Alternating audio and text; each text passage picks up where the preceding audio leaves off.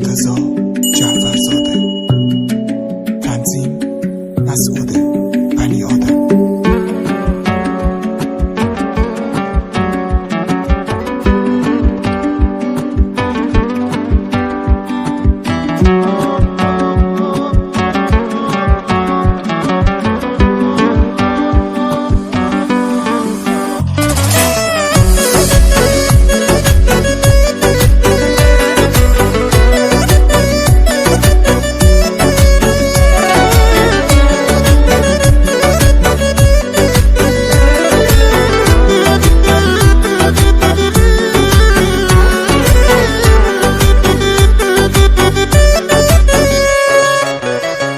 به جمعه شد و دلتنگ یام زیاده، مثل شب گرده عاشق راه میرم پیاده. خنده تلخی باز دوباره رو لب من، هر وقت تو رو میبینم پایین میاد تب من. هر وقت تو رو میبینم چه آروم شبه من. نسخ چشات شدم، رفیق غمهات شدم، یه حکی شمات شدم.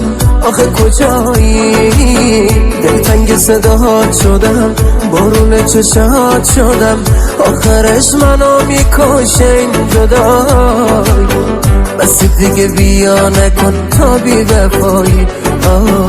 بس دیگه بیا نکن تا بی وفایی.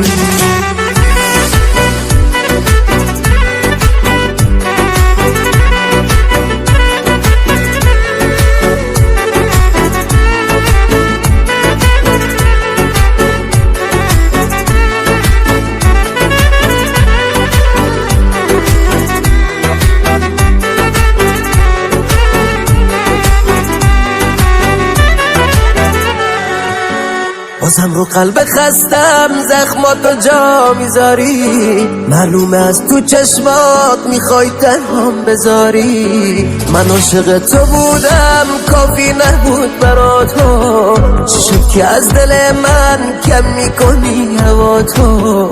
چی شد که از دل من کم میکنی هوا تو؟ نسخ چشات شدم، رفیق غمهات شدم، یه حکی شمات شدم.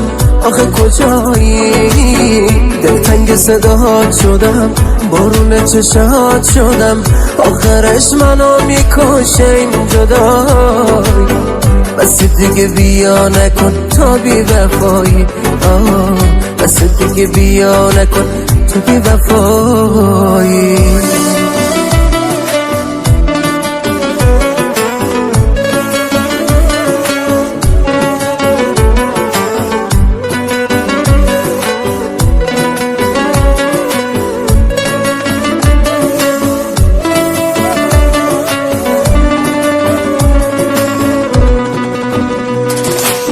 آروم نمیشه قلبم، ببین که خیلی خستم.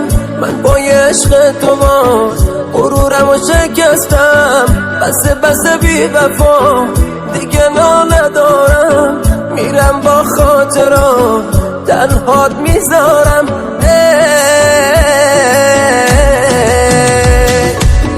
نسخ چشات شدم، رفیق غمهات شدم، یه حکی شمات شدم.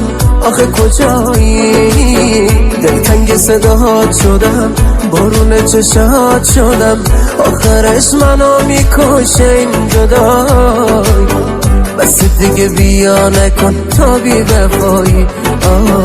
بس دیگه بیا نکن تا بی وفایی.